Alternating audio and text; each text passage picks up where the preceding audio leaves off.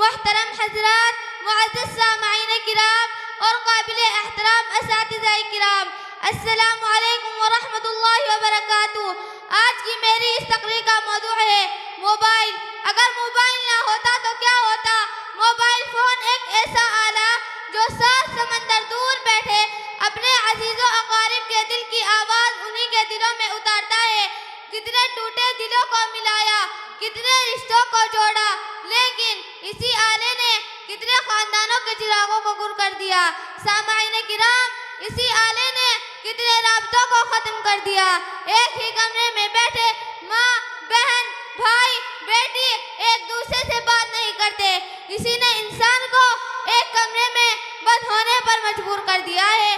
اگر موبائل نہیں ہوتا تو یہ تمام رشتے ایک ساتھ بیٹھ کر خوش گپیوں میں مشغول ہوتے، مگر موبائل فون نے شرافت اور تمیز کو پس پش ڈال دیا، یہاں تک کہ اس کی گھنٹی خانہ کعبہ اور مسجد نبوی میں سنائی آنے لگی۔ ہم آرزو کرتے ہیں کہ ہم خانہ کعبہ کی زیارت کریں، مگر افسوس کہ ہم وہاں پہنچنے سے پہلے موبائل نکال کر سیلفیاں لینے لگتے ہیں۔ ہماری نوجوان نسلیں جو آج دن رات موبائل فون کا استعمال کر کے برباد ہو رہی ہے۔ اگر موبائل فون نہ ہوتا تو آج اقبال کے شاعروں کے ہاتھوں میں کتابیں ہوتی۔ اگر موبائل فون نہ ہوتا تو آج ہماری نوجوان نسلیں تیزی سے اس طرف نہ جا رہی ہوتی جہاں مغربی ذرائع تیزی سے پہنچ رہی ہے۔ ہم اندھی تقلید میں اپنے ہم مقدار کو بھول چکے ہیں۔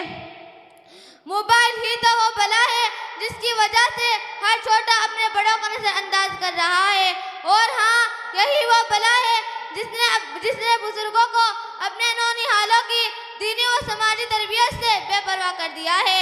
اے مسلم قوم، دنیا میں ایک واحد قوم تو ہی ہے جس کی کامیابی زندگی کی ظاہری چمک دمک میں نہیں بلکہ اپنے اسلاف و صحابہ کی زندگیوں کی طرف لوٹنے میں ہے۔ اے میری ماں جو آج قیمتی وقت موبائل فون کے بجائے استعمال میں برباد کرتی ہو، ہماری بڑ بوڑھیوں نے یہی وقت اپنے دل جگر ٹکڑوں کی تربیت کرنے میں صرف کیا تھا۔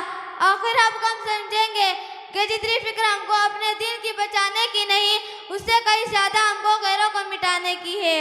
اللہ تعالیٰ مجھے اور آپ کو عمل کی توفیق عطا فرمائے، آمین۔ ماشاءاللہ، اس بچی نے موبائل اور آج کے اپنی اولاد کے